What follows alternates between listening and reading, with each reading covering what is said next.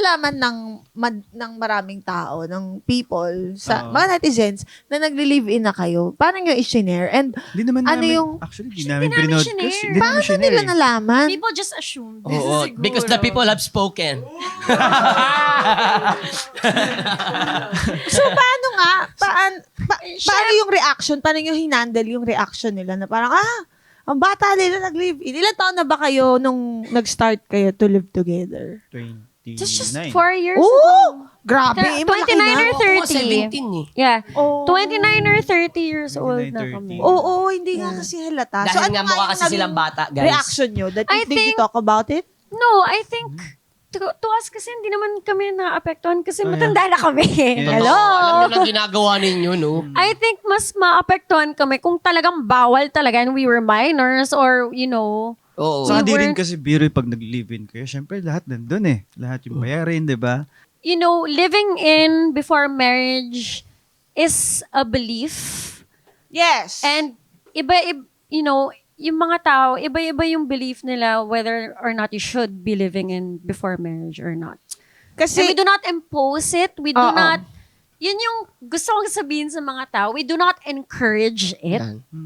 We do not condone it. We're not encouraging it for everybody to do it. Kasi iba't ibang paniniwala talaga ng tao. yun. Tama. at saka alam mo, ito kasi yan eh, pag kaya big step talaga yung from Yeah. magjowa kayo tapos magli-live-in kayo. Like, kaya namin tinatanong, how did you come up with the idea? Kasi, kapag nag-live-in kayo, medyo may touch move. Yeah. Paano Medyo po yung may touch mo? touch move eh, na, shock, syempre, nag-level up ka. Parang i-expect mo ba, magpapakasal na? Tayo na ba to forever? How do I get out of the house? Like, the relationship, ando na lahat yung buhay mo sa bahay na yon. Yeah. 'Di ba? So, isa yan sa mga nakakatakot kasi nga tinatawag nga nila pag nag-live-in ka daw, do you like look at it as a test drive before you, know get what? married? Before, 4 years ago, or even before that, sinabi ko na sa sarili ko na ayoko magpakasal. And I told him that, mas okay na sa akin yung baby. And I think it's because of my parents and because naghiwalay sila. So, there would be times na parang ayoko na magpakasal. Parang okay na sa akin na magka-baby na lang kami. So, because of what we went through when we were kids, parang medyo jaded ka na sa marriage. Pero you never dreamed about like what it feels like to get married. Well, now, gusto ko na! Yes! How about you?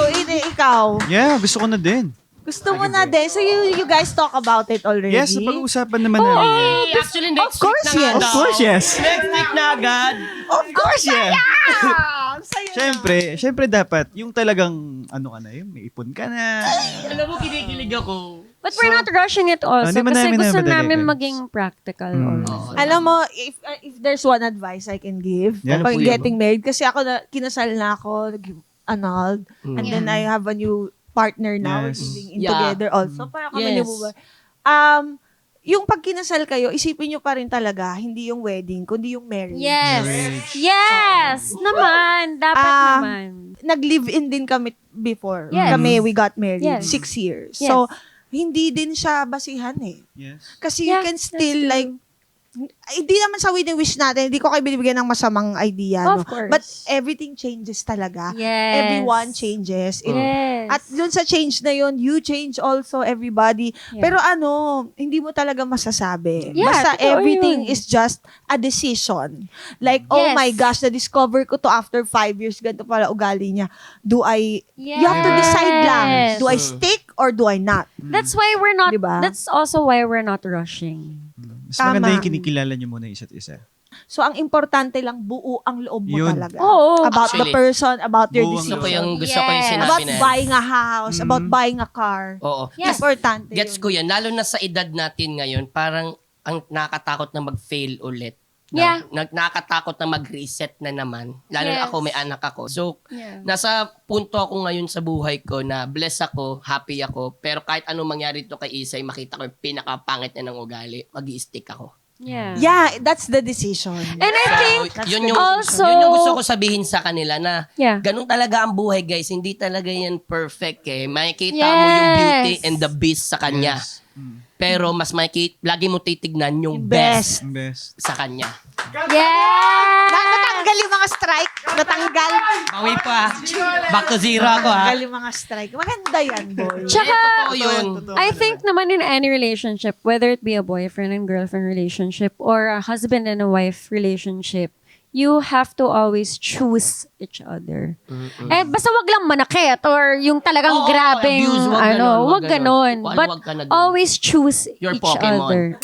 Ay, sorry. Each other. Mali. So, ano pag-usapan natin yung mga changes, di ba? Nabanggit ko kanina, yung sa may nadidiscover kang ugali. When you live together, kayong dalawa, ano yung na-discover nyo? Magsimula tayo sa positive. Yan na. Na hindi nyo alam before pa kayo mag-live-in. Siguro yung pagiging mabait niya sa akin and pagiging malambing. Anong mas extra ba siyang lambing nung nag-live-in kayo kaysa nung Oo, mag-jowa? mas Oh. extra lambing. Yes. Oo. Clingy. Pero not to Clingy. the point na hindi ko siya binibigyan ng space. Oo. Kasi actually, yun din yung important sa amin na we are malambing to each other, pero not to the point na parang nakakasakal na. Parang hindi nakakasawa. Oo. Tama. Yung ano naman, yung nakakabuisit, si Ina ba malakas ang hilik? May dala kaming May CPAP times. machine. May Actually, times nire-record ko yun minsan eh. Oo, paano yung hilik niya? Pwede ba namin nakita? Meron, Wag meron. niya lang ipakita. Actually, ilang videos yung mga 5, 6, ganun. Oh, may videos din ako na humihilik siya. Yan Sino mas naman pala. malakas Isa humilik tayo sa naman inyo? pala. Hindi ko alam eh. Sino ba? Ito.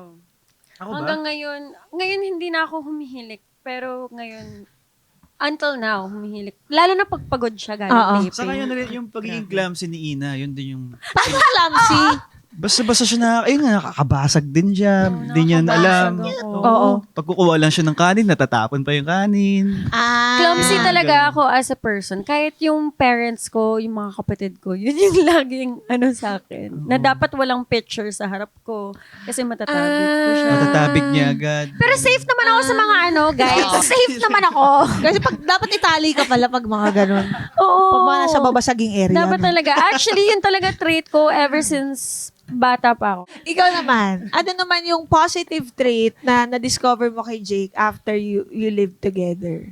Yun nga, actually, nasa-surprise ako sa kanya kasi mas gusto niya magluto. Actually, mahilig talaga siya magluto. Talaga. Ano Sana favorite matikman mo? namin, Jake. Na niluluto ni Jake para sa'yo. Yes! Grabe, ang 16 pinakamasarap. Dadala ko sa... Ako kasi hindi ako mahilig sa adobo na may sabaw. Gusto ko yung Tuyo. nagmamantika. Yung nagmamantika. Grab, masarap yung adobo Ay, niya na gano'n. Sige. Binagutom ako. Oo. Minsan, Na marunong siya magluto ng adobo sa asin. Oo. Adobo, yung nagmamantika. Even the way kung paano siya magluto ng corned beef. Masarap. Oh. Ah! Pagkatapos ng taping, bibili akong brisket, gagawa kita agad. 10 kilo. Ayun. Tsaka, yun nga, nung bago pa lang kami together, lagi niya ako, tinuturuan niya ako. Like, he would be very actually, si Jake talaga, very patient talaga siya. Yun. Totoo. Ang pinaka-ayoko talaga, yung mabagal lang siya kumilos. Oh, ayun nga. Kagaya nung Bagal. reklamo mo kanina.